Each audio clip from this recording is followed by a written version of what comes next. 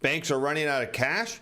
Again. I'm your host, Steve Van Metre, and thanks for joining me today. In our lead story today, we said back when the banks were getting bailout by the Fed and various government agencies that it would not work and that at some point they would be forced to sell assets to raise cash. And now we're starting to see the very first bank is now suggesting that they're going to need to take a loss on their assets because they're in dire need for cash. We're going to show you exactly what they're up to and why other banks are soon to follow, and more importantly, how the big banks are set up to profit on this. And we're also hearing that Speaker McCarthy is now one step closer to getting the budget passed to the House. Meanwhile, Senate Democrats are saying this thing is DOA. The real question is, what do the markets think about this? We'll take a look at what their reaction to this is and just perhaps how soon we may actually have a budget done. And the government is now reporting a surge in economic activity, despite the fact that many companies are saying that we're in the midst of a broad-based downturn. We'll show you why this latest government data is nothing more than a one-off report. Plus, we have now the results, or some early results from our sponsor of today's show, IMMX Biopharma, symbol on NASDAQ, IMMX. You're going to want to stay tuned to the end of the show to see how this company is setting the standard in their industry, and the results from their clinical trial are outright impressive, and you're about to find out just how close they are to getting full FDA approval on their new cancer drug. And with that, let's head over to Bloomberg. We picked today's story up with the headline, First Republic Bank to weigh up to $100 billion in asset sales. And again, this is something we said would happen back during the bailouts, and it made perfect sense because the bailouts were predicated on one simple fact, that this deposit flight leaving the banks would actually come back. And lo and behold, what did we talk about in yesterday's show? That of course the money is not coming back. And this was one of the issues that we debated on this show, was should the government come in and do more to backstop these banks? Well, they didn't. And now what we're seeing with First Republic is the first of what many banks are going to have to do, and that's sell their assets at a loss. The sales, which include long-dated mortgages and securities, are aimed at reducing the mismatch between the bank's assets and liabilities, one of the factors that have left not just First Republic, but many banks teetering after a run on deposits in March. Now, the question you might be asking is, why would they want to get rid of long-dated assets? Well, that's simple. Those are the ones that are upside down on the most on. Those are the ones that have pretty low rates. If they can get rid of those long-dated assets and get any form of cash, they can go out and buy higher yielding current assets and then perhaps raise their deposit rate and try to get money back in the bank. But with what's moving in their stock, at least as of today, it doesn't look too optimistic in terms of them being able to raise cash. As potential buyers, get this, including large U.S. banks, could receive warrants or preferred equity as an incentive to buy assets above their market value. And so as you look at what First Republic is going to do here, and that is trying to get these banks to pay an above market value for these assets. In exchange for that, they're offering potentially something very lucrative. If you're wondering what a stock warrant is, it's simply an option issued by a company that trades on an exchange and gives investors the right to purchase company stock at a specific price within a specified time period. So if you think about this, if a big bank was given some warrants to buy these assets, well, what's their incentive then? Is to drive the stock price up a whole bunch one way or another. Now, they can't do it directly. We'll talk about what they could do here in a moment. The lender is trying to shore up its balance sheet to avoid being seized by the FDIC and clear the path for a possible capital raise. It may need the U.S. government to facilitate negotiations with some of the country's largest banks. Well, if you're giving them warrants, well, I tell you what, they're not going to need a whole lot of incentive because that is very lucrative for these banks, and I'll show you why here in a moment. In addition to selling assets, the bank plans to focus on loans that can be sold on the secondary market. That's a sharp departure from its old strategy of providing interest-only jumbo mortgages, a service that attracted legions of rich borrowers and helped build the company into a wealth management giant. So you can see on the onset the mistake that First Republic made. It issued a bunch of these interest-only jumbo loans, and the problem is they're in the midst of reset periods, so they're not resetting up this interest rate fast enough for them to offer higher deposit rates, which is causing a huge asset liability mismatch. This happens when interest rates rise, forcing banks to pay depositors a higher interest rate than what they charge borrowers. At First Republic, that problem is particularly significant because a large portion of its assets are single-family mortgages made when interest rates were at historic lows, and unloading those, as I suggested, would be a huge benefit. So even if they took less than face value or full value on them, that means First Republic could at least try to absorb the loss by raising assets through a stock sale and then go out and then buy current assets that are yielding much higher, raise their deposit rates, and try to pull back assets in. And that's kind of the game of what they're trying to play here. And yet, despite all of that, their shares today are plunging. Then their shares slumped on a report today that advisors have lined up potential buyers of new stock as part of the rescue plan for the lender. Advisors will try to persuade big U.S. banks who have already bailed First Republic out once to purchase those bonds from the San Francisco-based company at above market rates for a total loss of a few $billions less than the FDIC fees associated with any First Republic failure. As part of the plan, the advisors have already lined up possible purchasers for these new shares. So now you can see the game that the banks are going to play. They are going to come in and they're probably going to buy a whole bunch of these assets at a discount, somewhat of a discount, and get warrants on First Republic stock. Now you say, well, who would want that? Well, that's because they're going out to their clients and saying, look, you should buy a whole bunch of this First Republic stock, and they're going to promote it, drive the stock up. That means those warrants are going to go up in value and the banks are going to profit. So now you're seeing exactly how the game is played. But one of the challenges here, unless the Fed starts to aggressively cut rates in the near term, which we can at this moment think that they're not going to be cutting rates, at least at their next meeting. But I want to show you why First Republic is going to be one of the first banks to do this, and yet more banks are going to be forced to raise capital here by selling assets at a loss. And the simple answer is, it's because it's not just that money is not flowing back to the banks, and that money is draining from the monetary system.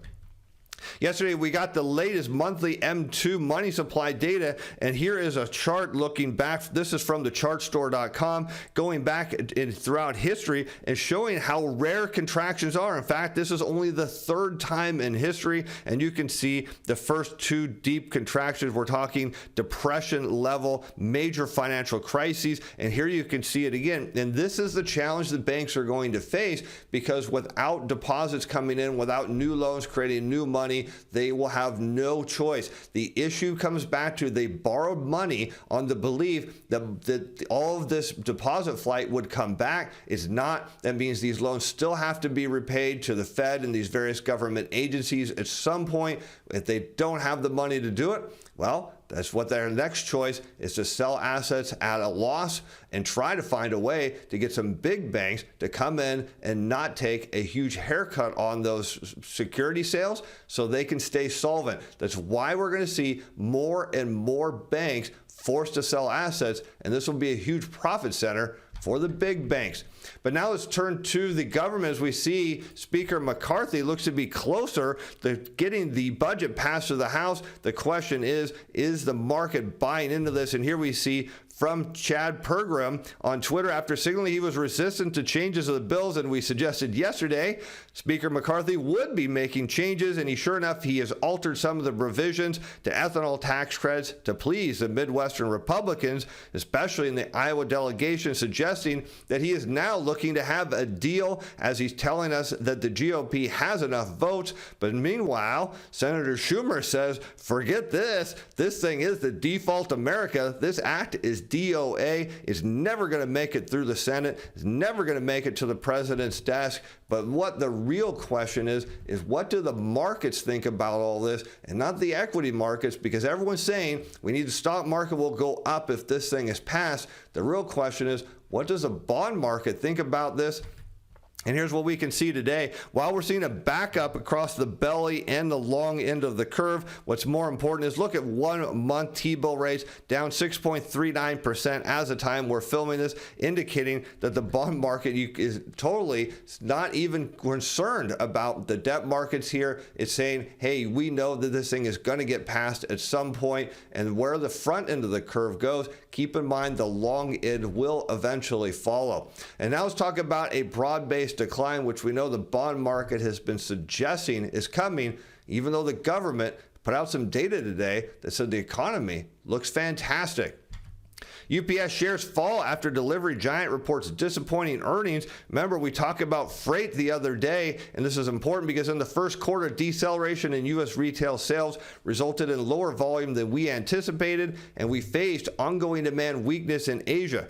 Given current macro conditions, we expect volumes to remain under pressure as revenue fell. And we note now, again, we're seeing more and more anecdotal data that the economy is slowing down. The bond market is reacting to it. We know at some point the debt ceiling will be raised. The bond market is validating that. We know the banks are going to have yet even more problems. And then today, well, we got the U.S. durable goods data, and it looked really good. Here we can see from Zero Hedge, the U.S. durable goods orders unexpectedly soar in March, but this all thanks to Boeing. And what do we note? That the goods orders bounced 0.7% in the preliminary data, but the final print came out 3.2% month over month, which is staggering. And that is all onto the negative side. As the positive side was, well, it was all due to Boeing. But flipping the tables on the other side, the value of core capital goods orders, a proxy for investment in equipment that excludes aircraft and military hardware, fell 0.4% last month, with a big downward revision to minus 0.4% month over month in February, suggesting, as we kind of started here with the headline in this, if it wasn't for Boeing, if it wasn't for this one-off print in this report, well, things would look even worse. And what do we note? Shipments, just after we talk about UPS, also tumbled 0.4% month over month. And here you can see the manufacturer's new orders, durable goods, this in red on a year-over-year rate of change against the Philly Fed diffusion index for current new orders. We see this little blip higher, but what we can note from the Philly Fed, which is rather noisy compared to the smoothed out government official data, is that this one-off month is just part of a broader slowdown. And in fact, it's so slow that the oil markets, even after today's data came out from last week, showing that crude oil was indeed showing a nice draw of 5 million barrels. Look at this, distilled stocks only down 57,000 barrels. Gasoline inventories down 2.4 million barrels. But keep in mind, this was from last week. This was the last big weeks from spring break. And I can tell you, as someone who lives in the vacation destination of the world, there was a remarked slowdown on Sunday of that week. And as you can see today, the crude oil markets are not buying into this at all, suggesting that more signs of a downturn in the economy is coming.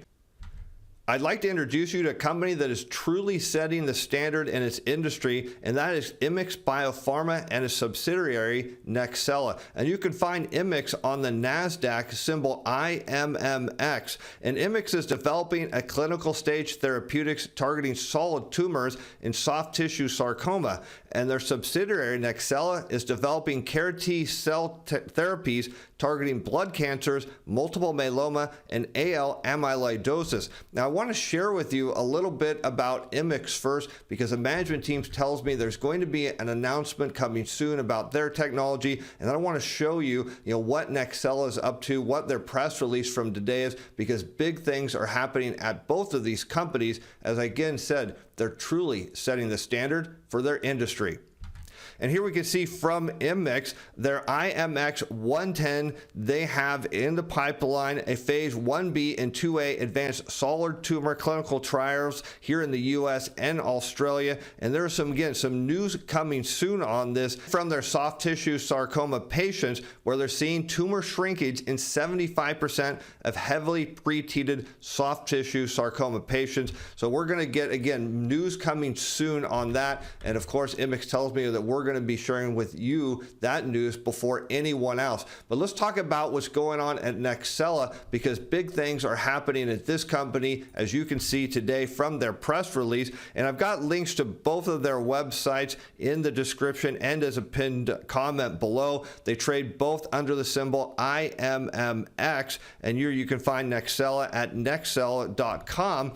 But let's talk about what's going on at this subsidiary of IMMX, because big big things are happening. This is from one of their recent corporate presentations. They've got their CARE-T NXC 200 that targets multiple myeloma and AL amyloidosis. But let's look at some of the recent results. And if you don't know what these are, well, let's talk about how multiple myeloma is a type of cancer that affects plasma cells, which are a type of white blood cells that produce antibodies to help the body fight off infections. And amyloidosis is a rare disease that occurs when abnormal protein fragments called amyloid build up in the tissues and organs, interfering with their normal function. The most common type, and the one that Nexella is focused on, is that of amyloidosis, is AL amyloidosis, which occurs when abnormal antibodies produced by bone marrow cells build up in the tissues. This type of amyloidosis is often associated with multiple myeloma, a type of blood cancer. So let's take a look at some of these, kind of recent results that are coming out now, and I want you to see why this is such a big deal in this space and why both of these companies are setting the standard in their industry. The company is already treating patients, 58 across the company. They need 100 dose patients for FDA approval. So keep in mind, they're getting close to that. In amyloidosis, the company is seeing a 100% complete response, meaning the drug is working for everyone. And in multiple myeloma, they're seeing a 90% overall response, and this is huge. So you can only imagine, what the opportunity and the upside for this company will be, when they get to those 100 dose patients, when they get FDA approval. Big things can happen, and I want to show you just how big that can be, because when we compare it to what's going on with some of their competitors, I think you'll get a big idea of why this company is indeed setting the standard. And let's take a look at one of their competitors, Arcellx. And keep in mind, this is a $1.5 billion market cap company. This compares to Nexella and IMMX, which are about $500 million. And look at this, number of patients treated at high dose, 29 versus 19. Overall response rate, 90%. Complete response rate, 59%. But get this, outpatient potential, that goes to Nexella. Neurotoxicity, absolutely none. And how about compared to Prothena? This one has a $2.5 billion market cap. Their product needs weekly treatment, where with Nexella, one-time treatment. And look at this, organ response in liver, 100%, cardiac, 100%, renal, 100%, and blood, 100%. So what you're seeing here is a phenomenal product. Again, as we said, setting the standard. This from their press release today. Nexella announces positive 58 patients, NXC 201 clinical data, 100% overall response rate in light chain AL amyloidosis, 87% overall response rate in multiple myeloma. But look at this from a potential of where this company can go. And this is really what I want you to understand. This company is poised to set the standard. And that means, of course, the stock price could do big things, because compared to their competitors, the valuation here is very low. And I want you to see the potential long-term opportunity. Amyloidosis, the market size is believed to be $6 billion by 2025. Myeloma, that to be $28.7 billion by 2027. In the amyloidosis space, a recent company, Calum Biosciences, was acquired for $500 million by AstraZeneca. Prothena has now a $2.5 billion market cap. If that were to happen, what you'd be seeing in terms of the stock price with IMMX is it would hit somewhere around $10. Now, we don't want to suggest that that is going to happen, but let's take a look at the short-term picture of the stock. I do want you to understand, nobody is asking you to buy anything. If anything, put this on your hot list, IMMX. Keep an eye on it. If you feel it's right for your portfolio, well, I'll let you decide if it's the right thing to do. But let's just take a quick look at where the stock could be going in the short term. And currently it's trading around $1.75. It's sitting just right around its 21-day moving average. So looking at the upside potential here on the 6-month chart, you see a heavy amount of volume profile sitting around $2.10. So we see a near-term move to the upside. And keep in mind, this chart is before the press release, because that was announced after market hours. And of course, our show here 1 hour after that. So you see there's a tremendous amount of potential in IMMX, not only in the short term, but based on the fact that we believe they're setting the standard and they have some exciting announcements coming here in the near future. Though, well, as we know, sky could be the limit. And with that, I'm Steve Van Metre. Thanks for watching. Thanks for being fans. Bye now.